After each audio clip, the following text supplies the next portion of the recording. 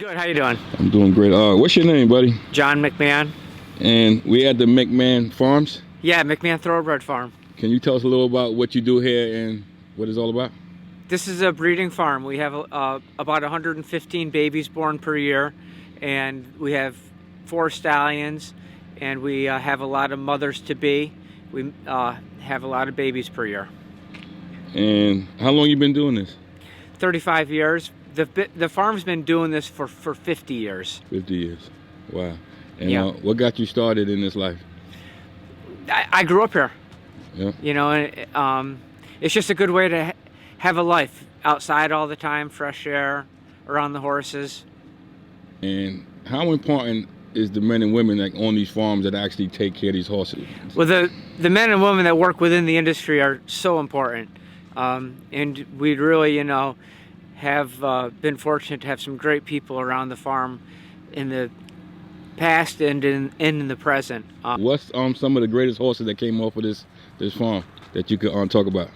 Oh, we had Cide was born here, winner of the Kentucky Derby in 1993.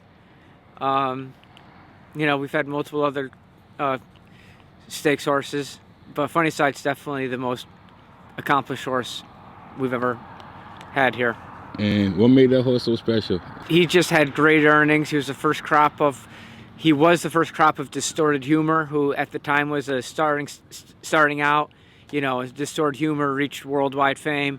Cide was just a special horse in New York. This life, right? What's your favorite moment? This thing. Why you wake up every day and still do this after 35 years? It's the land. It's the farm. It's having that piece of God's earth here that you can be a part of and give back to the community, and you know, have good people working for you, and you know, treating them well in return, and that makes it worthwhile. I mean, people would expect you to say having babies born and all that, but for me, it's about being on the farm and being a member of this community, both in upstate New York and in the New York Thoroughbred breeders. Tell us about some of the best stallions that you had on this farm. Well, Central Banker's our current stallion right now. He's the leading sire in the Northeast.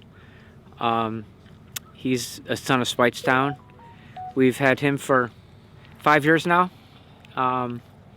He's a very, very nice stallion. We stood Tuffelsburg the year Trinidad won the Breeders' Cup Sprint. Just imagine that, you know, a stallion at your farm. That particular day, Trinidad was the fastest horse on earth. All right, now you can't say that too often. Probably once in a lifetime. Wow. So, Tuffelsburg always will have a special place in our hearts. Most recently, we added a young stallion named Solomini, who, you know, come back during foaling season. We'll show you some brand new babies. Lots to look forward to. And Laoban used to stand here also, right? Laoban was at Sequel Stallions in Hudson, New York, and we bred to him frequently. As you know, good breeders are you know, we were in supporting that stallion with our own brood mares, and fantastic stallion. He had multiple stakes horses his first crop, but yeah, Laoban, very good son of Uncle Mo, who's unfortunately prematurely deceased. And also, this farm kind of tipped off years ago with Personal Flag, right? Oh, I forgot all about Personal Flag. When you were asking me, you know, stallions, I didn't even think about some of the stallions that were in the early 90s, right before Cide hit. You know, we had the opportunity to stand a horse named Personal Flag, who was a big old rough son of a gun, and really good sire of, you know, sound, nice race horses, very well bred. Yeah, he was a special horse. And in that same era, there was a stallion named Regal Classic, who you know, was a really nifty horse in his day. So yeah, there's been been very lucky to have been in there at the right time to be able to work with those stallions. Can you tell when you got like a real winner on your hands? That's a really hard question. You know, I think everybody knows what a good horse.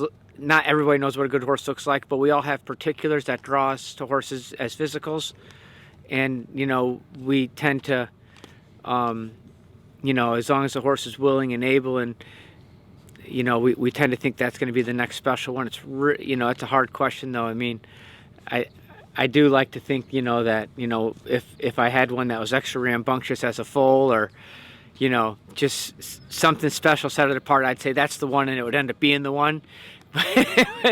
But you know, that's you know, you just, as me being a breeder and having multiple babies around and having them all from when they're 115 pounds up until they're, you know, close to 1,000.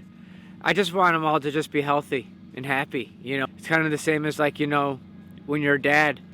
It's like you just want them to be healthy and happy primarily. You're not looking for a superstar when you're just worried about them making it, getting going, you know. It's kind of the same as, like, you know, when you're a dad.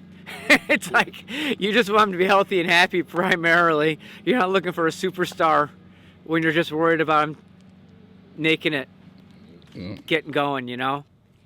One more question about Personal Flag. I used to hear a lot of stories about how bad this horse was. Can you tell us, is it true or not? Was he as bad as his reputation? And if he was, can you just give us one of his tricks or something? Well, he was a very bad horse. Actually, he was big. He was all 17 hands, and he was a biter. You know, he knew how to go up and then come back down with his teeth right on you. And he didn't like vaccinations or shots or anyone monkeying with him. And he was smart enough to know when something else was going on that he had to be extra wary or cautious about. So, you know, if there was the slightest bit out of his routine, you know, you better be ready. But I think what Personal Flag taught me more about horses than anything else is you just gotta, you can't overpower a horse. You can't beat a horse in any kind of submission, you know. I mean, you got to just be crafty enough in your mind and quick enough on your feet to get around them. And what's the daily grind for a farm like this every day? Well, horses get fed twice a day. They get a lot of hay fed to them all the time. They come in, they come out. The stalls get cleaned every day. It's a little bit less, as opposed to the racetrack where there's a little bit less humans per horse, you might say. You know, like our people take care of 30 to 40 horses, whereas a groom would only be responsible for, you know, a much smaller number. So our horses, they spend a lot of time outside. And today's a beautiful day.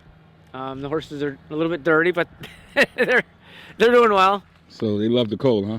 They like the cold. They don't like the bugs. They don't like the hot weather. Yeah. We got like, right, we got a thing called the backstretch awards, right? Do you got any like favorite employees throughout the years that work with you that you would like to kind of? The backstretch award. Yeah, do you want to give like a shout out to? Yeah, I do. I guess I'd like to.